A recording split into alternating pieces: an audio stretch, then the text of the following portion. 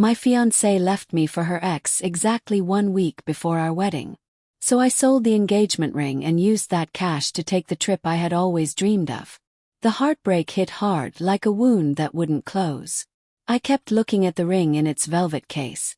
Its sparkle now felt like a cruel joke. That ring once held the promise of forever. Now it was just a cold symbol of what was gone. She didn't even break up with me face to face. Just a short text. "I'm sorry. I still love him. Maybe one day you'll understand." That was it.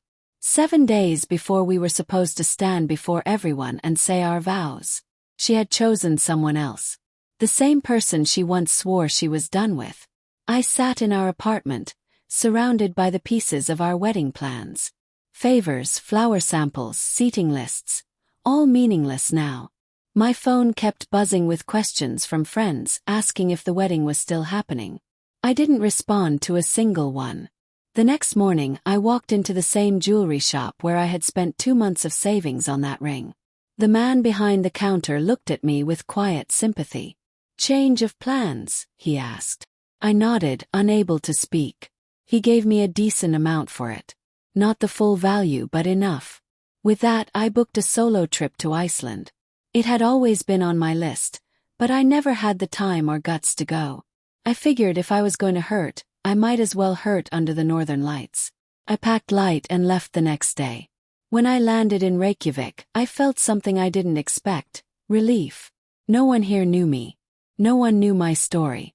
I walked the quiet, snow-covered streets, letting the chill freeze the ache inside me.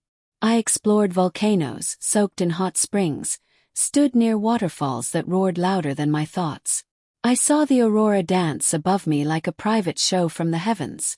For the first time in weeks, I smiled. Genuinely smiled. One evening, staying at a cozy inn near Vik, I met a group of travelers around a fire pit. We passed around mulled wine and stories. A woman from Canada named Emily sat beside me. Her voice was soft and her laugh warm. I hadn't planned to share anything, but something about her made it easy. I told her everything. She didn't say anything cliché, she just listened. When I was done, she placed her hand gently over mine and said, "That's not your ending. Just a hard part of the plot." That moment stayed with me.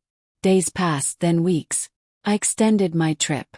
Emily and I kept running into each other. Eventually, we started planning our outings together. Hikes on glaciers, whale-watching trips, quiet nights by the sea. She became my calm in the chaos. I didn't fall in love right away. My heart was still sore. But something inside me began to shift. I started believing in people again, in moments, in tomorrow. Emily wasn't a distraction. She was a reminder that life still had beautiful things to offer.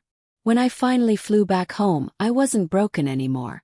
I felt like I could breathe again. The apartment didn't feel haunted. I packed up the wedding things, donated most of it, and kept just one photo, a picture of the Icelandic sky, on my wall. A year later, Emily came to visit my city. We walked through the same park where I once sat alone, heart in pieces. But this time I wasn't empty. I was whole. Not just filled with love but with peace. That ring was meant to symbolize forever, but it ended in heartbreak. Still, the journey it paid for gave me something priceless: myself.